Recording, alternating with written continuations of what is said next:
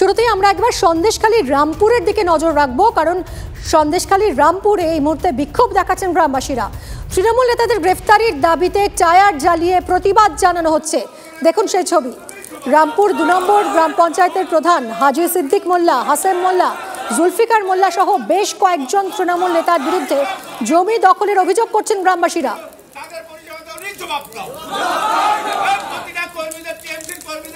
সরাসরি কথা বলবো অর্ণব ব্রহ্মা আমাদের প্রতিনিধির সঙ্গে। অর্ণব, সুনির্দিষ্টভাবে জানতে চাইবো ঠিক কি অভিযোগ? এখনো পর্যন্ত সন্দেশখালীর কাণ্ডে বেশ কয়েকজনকে তো গ্রেফতার করেছে সিবিআই। গ্রামবাসীরা কি চাইছেন? দেখো, সন্দেশখালীতে যে ক্ষোভের মাত্রা, সেটা জনরোষ, সেটা কিন্তু দিনকে দিন বেড়েই চলেছে এবং তৃণমূল নেতাদের একাধিক তৃণমূল নেতা যেখানে কিন্তু বারবার যার নামটা বারবার ভেসে আসে। আমি তোমাকে প্রথমেই জানিয়ে রাখবো যে রামপুর ২ নম্বর গ্রাম পঞ্চায়েতের প্রধান হাজি সিদ্দিক মোল্লা, যার নাম বারবার এসছে সন্দেশখালী কাণ্ডে, এবং তার পাশাপাশি হাসেম মোল্লা, জুলফিকার মোল্লা, একাধিক তৃণমূল নেতা, তাদের বিরুদ্ধে যারা বিভিন্ন সময় জড়িত রয়েছে আদিবাসীদের এবং স্থানীয় প্রশাসনের উপরে তারা একচ্ছত্র যে আধিপত্য তারা বিস্তার করেছে দিনের পর দিন, সেই জায়গায় ক্ষেত্রে দাঁড়িয়ে আজকে কিন্তু রামপুরে সেখানে টায়ার জেলে বিক্ষোভ করে যে ইতিমধ্যে এদেরকে গ্রেফতার করতে হবে। কারণ গ্রেফতার না করতে পারলে পোস্টপোল ভাইলেন্স, তুমি যেন নির্বাচনী নির্ঘণ্ট ইতিমধ্যে ঘোষণা হয়ে গেছে, সেক্ষেত্রে সন্দেশখালীর যা পরিস্থিতি এবং জনরোষ এখনো পর্যন্ত কিন্তু দিক করে চলছে। কারণ জনরোষ কিন্তু সেইভাবে কিন্তু এখনো পর্যন্ত থামাতে পারেনি লোকাল প্রশাসন। সেই জায়গার ক্ষেত্রে দাঁড়িয়ে কিন্তু এই রামপুর, সেটা কিন্তু একটা কালকে হালদারভিতে যেমন বিক্ষোভ হয়েছে, আজকে পাশাপাশি কিন্তু রামপুরেও বিক্ষোভ দেখাচ্ছে টায়ার জ্বালিয়ে।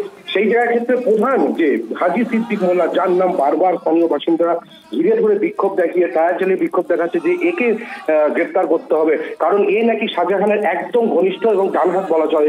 সেই জায়গার ক্ষেত্রে যে এখনো এই যে সন্দেশখালী গোটা ২ মাসেরও বেশি সময় ধরে যে জনরোষ, যে জনপ্লাবন ইতিমধ্যেই সন্দেশখালী জুড়ে তৈরি হয়েছে, সেটা কিন্তু এই রামপুরের ঘটনা আজকে কিন্তু তার প্রকৃষ্ট প্রমাণ। বুঝতে পেরেছি, অনেক ধন্যবাদ অর্ণব। আমরা কর্মী, আমাদের এখানে যে আরো কর্মী রয়েছে তার হলো মোস্তান। সেই মোস্তানের জ্বালায় আমাদের বাজারে একদম বেরোনোর মতন নেই, আমাদের একটা কথা বলার মতন নেই। এছাড়া আমাদের ভূমিহীনের টাকা আছে ৫০ বিঘা জমির টাকা, এই পাইক ঘেরে এই ৫০ বছরের টাকা এখন ১ টাকা কাউকে দেয় না।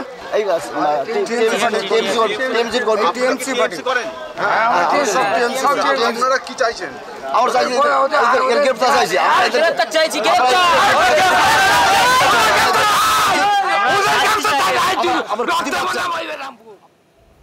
এদিকে আজও সন্দেশখালীতে প্রিয়াঙ্কা টিব্রেওয়ালের নেতৃত্বে আইনজীবীদের দল পৌঁছে যায়। ক্যাম্প করে গ্রামবাসীদের অভিযোগ নেওয়া হচ্ছে। গতকালও গ্রামবাসীদের অভিযোগ নেওয়ার জন্য শিবির করা হয়।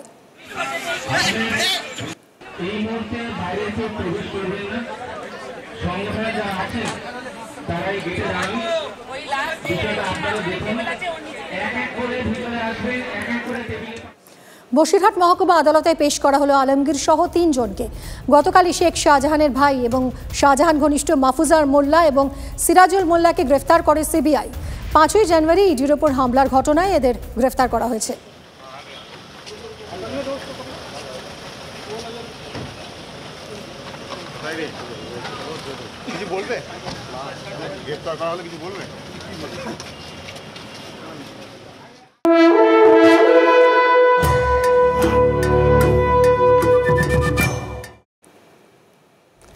ছেলে সৌমেন্দুর হয়ে প্রচারে দেখা গেল বিজেপির মঞ্চে শিশির অধিকারীকে। বিজেপি কর্মীদের হাতে পতাকা তুলে দিলেন শিশির অধিকারী। খাতায় কলমে এখনো কাঁথির তৃণমূল সাংসদ শিশির অধিকারী। শিশিরের গলায় মোদি এবং বিজেপির ভূয়সী প্রশংসা শোনা গেল। বাংলায় বিজেপির হয়ে ৪২-এর ডাক দিয়েছেন শিশির অধিকারী।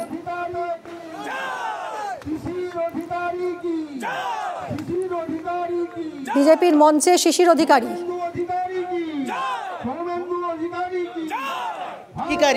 আপনার ছোট ছেলে, তার হয়ে আপনি আপনার লোকসভা কেন্দ্রে প্রচারে পুরনো ছন্দে কি শিশির অধিকারীকে পাওয়া যাচ্ছে? না না, এ তো মোদিজির আদর্শ, মোদিজির চলনভঙ্গি, দেশ গঠনের পরিকল্পনা, এ তো ভারতবর্ষের যে কোনো মানুষের মোদির পক্ষেই থাকা উচিত বলে আমি মনে করি। বহু আপনার পরিকল্পনা ছিল, বহু কাজ অসমাপ্ত থেকে গেছে, সেটা কি সৌমেন্দুর মাধ্যমেই কি পরিপূর্ণ? তা তো বটেই, সৌমেন্দুর মাধ্যমে মোদিজির নেতৃত্বে এই কাজগুলো এখানে হবে। কথা বলবো কনিষ্ক, আমাদের সহকর্মী রয়েছেন এই মুহূর্তে। কনিষ্ক, এর আগে আমরা দেখেছি শিশির অধিকারী বলেছেন যে বিজেপিতে তার আনুষ্ঠানিকভাবে যোগদানের কিছু নেই, এরপরে বিজেপির মঞ্চ থেকে ছেলের হয়ে প্রচার করছেন তিনি, এটা কি প্রত্যাশিতই ছিল? খোলামেলা অফিস একটা রাখা আছে আমার অফিস, কাঁথিতে একটা অফিস আছে আমার। দেখো একদমই, এর আগেও শিশির বাবু অনেকবারই কিন্তু একান্ত সাক্ষাৎকারে তিনি পরিষ্কার বলেছেন যে বর্তমান শাসক দল তৃণমূল কংগ্রেস তাদের পরিবার প্রতি বা তার প্রতি যেসব বঞ্চনা করেছে বা তার ছেলে শুভেন্দু অধিকারীর প্রতি যে বঞ্চনা করেছে সেই বিষয়টাকে মাথায় রেখে কিন্তু তিনি তার বয়সী রাজনীতিবিদ এই মুহূর্তে কিন্তু বাংলায় নেই, ফলে কারোর কাছ থেকে বিজেপির পতাকা তুলে নেওয়ার মতো পরিস্থিতি বা পরিবেশ নেই। আমি ছবিটা দেখানোর চেষ্টা করব, পেছনেই মঞ্চ এবং শিশিরবাবু কিন্তু মঞ্চে বক্তব্য রাখছেন এখনো, কিন্তু তার কাছ থেকে একাধিক বাংলার বঞ্চনা, তৃণমূল নেত্রী এবং অভিষেক বন্দ্যোপাধ্যায়ের প্রতি কটাক্ষ, বিভিন্ন বক্তব্য আক্ষেপের সুর শোনা যাচ্ছে এবং বাংলার যে কাজের ক্ষেত্রে কতটা ব্যাঘাত ঘটাচ্ছে শাসক দল তৃণমূল সেই বিষয়টাও তিনি পুঙ্খানুপুঙ্খ তুলে ধরেন। বর্তমান যে গতকালই নির্ঘণ্ট প্রকাশ হয়েছে, তারপরেই দেখা যাচ্ছে রামনগর বিধানসভায় অর্থাৎ রাজ্যের কারামন্ত্রী অখিলগিরি বিধানসভাতেই এই কালিন্দী অঞ্চলে, সেখানে কিন্তু রামনগর 2 ব্লকের কালিন্দী অঞ্চলে তিনি কিন্তু সকাল 11টা নাগাদ এখানে পৌঁছন এবং বিজেপি কর্মী সমর্থকরা তাকে স্বাগত জানান। তার পাশাপাশি কিন্তু দীর্ঘক্ষণ তিনি সেই পুরনো শিশির অধিকারী অর্থাৎ রাজনীতির চাণক্য বলা হয় শিশির অধিকারীকে, ফলে সেই চাণক্য নীতি নিয়ে কিন্তু নির্ঘণ্ট প্রকাশের পরই দেখা যায় রাজ্যের কারামন্ত্রীর বিধানসভা কেন্দ্রেতে সেখানেই এসেই পরিষ্কার তৃণমূল কংগ্রেস। একদমই কনিষ্ক, দেখো তিনি তো এখনো খাতায় কলমে তৃণমূলেরই সাংসদ, অথচ বিজেপির মঞ্চে দাঁড়িয়ে তিনি প্রচার চালাচ্ছেন। তিনি তো সাংসদ পদ থেকে এখনো ইস্তফা দেননি, তৃণমূল তো এই নিয়ে প্রশ্ন তুলতে শুরু করেছে। রাস্তায় লোক থেকে পাগল খাতি ছুটে দাঁড়াবে। দেখো একদমই, সাংসদের মেয়াদকাল কিন্তু যে মানে পার্লামেন্টারি মেয়াদকাল কিন্তু এখনো শেষ হয়নি, ফলে তিনি কাঁথির খাতায় কলমে এখনো তৃণমূলের সাংসদ এবং খাতায় কলমে তিনি কিন্তু কাঁথি লোকসভা কেন্দ্রের এমপি রয়েছেন এবং পেছনেই যে মঞ্চ সেখান থেকেই তিনি তার আমলে অর্থাৎ সাংসদ থাকাকালীন তৃণমূল কংগ্রেস সংসদে যে চেয়ারটা থাকতো সেটা সরিয়ে নিয়েছে এবং তার পাশাপাশি যে ঘরে বসতে সেই ঘর কেড়ে নিয়েছে, এই বিভিন্ন অভিযোগের কথা তুলছেন। মঞ্চ থেকেই বলছেন যে নদীবাঁধ থেকে শুরু করে ডিএসডি থেকে শুরু করে সৌমেন্দুর প্রতি বিভিন্ন বঞ্চনা বা মিথ্যা মামলায় ফাঁসানোর চেষ্টা করছে, সেই সমস্ত অভিযোগ কিন্তু এই মঞ্চ থেকেই করছেন। এবং এই যে কর্মী সম্মেলন, সেই কর্মী সম্মেলনে শিশিরবাবু আসাটা একটা যথেষ্ট তাৎপর্যপূর্ণ, কারণ বিগত কয়েকদিন আগে শুধুমাত্র TV9 বাংলাকে দেওয়া এক্সক্লুসিভ সাক্ষাৎকারে তিনি বলেছিলেন যে বাংলায় 42-42 হবে।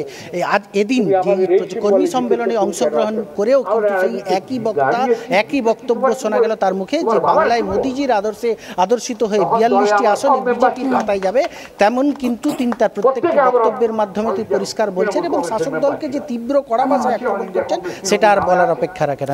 অনেক ধন্যবাদ কনিষ্ক।